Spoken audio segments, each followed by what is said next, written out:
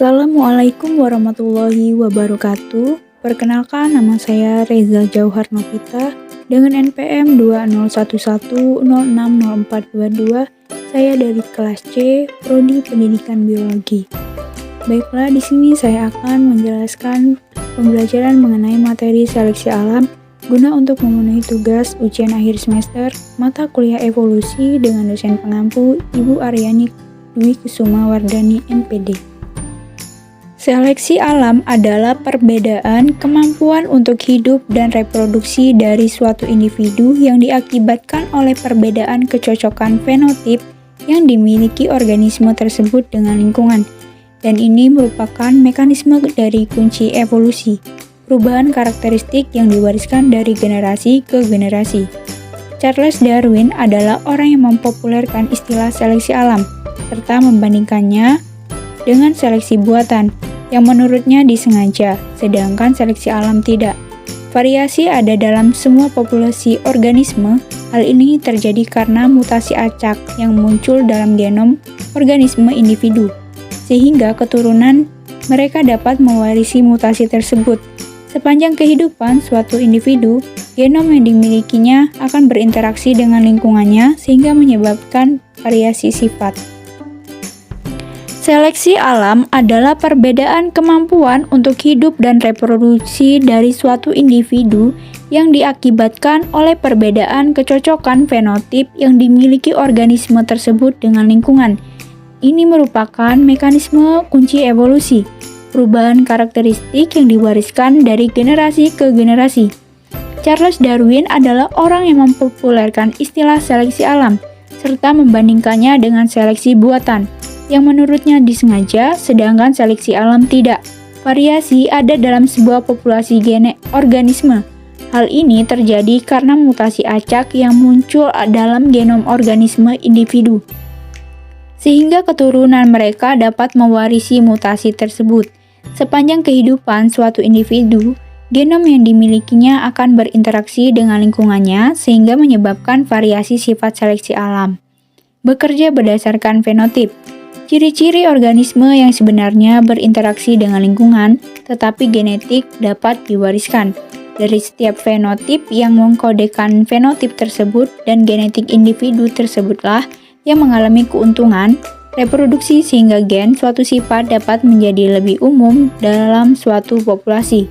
Seiring waktu, proses ini dapat menghasilkan populasi yang berspesialisasi untuk relung ekologi tertentu, evolusi mikro, dan pada akhirnya dapat menghasilkan spesiasi. Munculnya spesies baru, evolusi makro. Dengan kata lain, seleksi alam adalah proses kunci dalam evolusi suatu populasi. Perkembangan sejarah.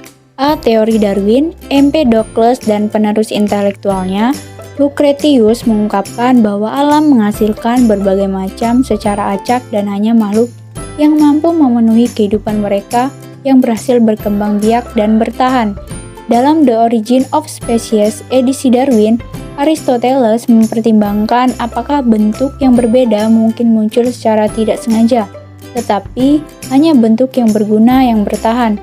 Lamarck mengatakan adaptasi organisme terhadap lingkungan akan menyebabkan adanya karakteristik baru yang akan diwariskan ke generasi selanjutnya.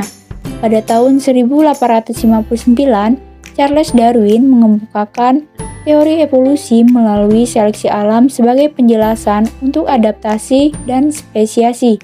Menurutnya, seleksi alam adalah prinsip melestarikan setiap variasi kecil dari suatu karakteristik tersebut berguna untuk kelangsungan hidup organisme. B. Sintesis modern. Teori ini muncul sebelum konsep dasar genetika dengan integrasi evolusi awal abad ke-20 dengan hukum pewarisan Mendel. Yang disebut sintesis modern, ilmuwan umumnya menerima seleksi alam. C. Sintesis kedua. Sintesis kedua berkembang pada abad ke-20 dengan kemajuan dalam genetika molekuler sehingga menciptakan bidang baru biologi perkembangan evolusioner. Seleksi alam pada sintesis kedua dipahami bekerja pada perkembangan embrionik untuk mengubah morfologi tubuh orang dewasa. Selanjutnya ada dasar genetik, fenotip dan genotip. Seleksi alam bekerja berdasarkan fenotip organisme atau karakteristik fisik. Fenotip ditentukan oleh susunan genetik suatu organisme atau genotip dan lingkungan tempat organisme tersebut hidup. Ketika organisme yang berbeda dalam suatu populasi memiliki versi yang berbeda untuk suatu sifat tertentu, seperti versi ini dikenal sebagai alel. Variasi genetik inilah yang mendasari perbedaan fenotip. Arah dari seleksi. Ketika beberapa komponen suatu sifat dapat diwariskan, seleksi mengubah frekuensi dari alel yang ada. Pemilihan dapat dibagi menjadi 3 kelas, yaitu berdasarkan pengaruh terhadap frekuensi alel, diantaranya arah, stabilisasi, dan disruptif. Seleksi arah terjadi ketika alel memiliki kesesuaian yang lebih besar daripada yang lain sehingga frekuensi alel tersebut meningkatkan dan mendapatkan proporsi yang lebih besar dalam populasi. Selanjutnya ada dampak. Ide-ide Darwin bersama dengan ide-ide Adam Smith dan Karl Marx memiliki pengaruh besar pada pemikiran abad ke-19. Termasuk klaim radikalnya bahwa bentuk-bentuk yang dibangun dengan rumit itu berbeda satu sama lain dan saling berhubungan dengan cara yang begitu kompleks. Teori informasi dan sistem. Prinsip-prinsip seleksi alam telah mengalami berbagai teknik komputasi seperti perangkat lunak kehidupan buatan yang menstimulasi proses selektif dari seleksi alam dan biasa sangat efisien dalam membuat algoritma yang sangat efektif. Misalnya kelas heuristika algoritma yang dikenal sebagai algoritma genetika. Selanjutnya dalam fiksi, evolusi Darwin melalui seleksi alam tersebar luas dalam literatur, baik diambil secara optimis dalam hal bagaimana manusia dapat berkembang menuju kesempurnaan atau secara pesimis dalam hal konsekuen, mengerikan dari interaksi sifat manusia dan perjuangan untuk hidup. Asal-usul kehidupan.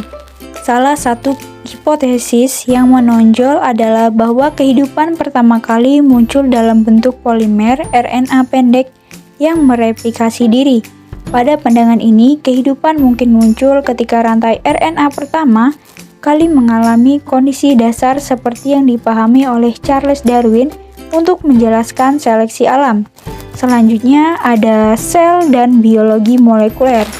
Pada tahun 1881, ahli embriologi Wilhelm Roux menerbitkan Der Kommen der Teilen Organismus, di mana menyarankan bahwa perkembangan suatu organisme dihasilkan dari persaingan Darwin antara bagian-bagian embrio, terjadi di semua tingkat dari molekul hingga organ.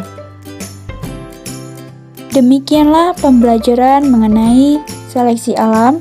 Semoga dapat bermanfaat. Saya akhiri. Wassalamualaikum warahmatullahi wabarakatuh.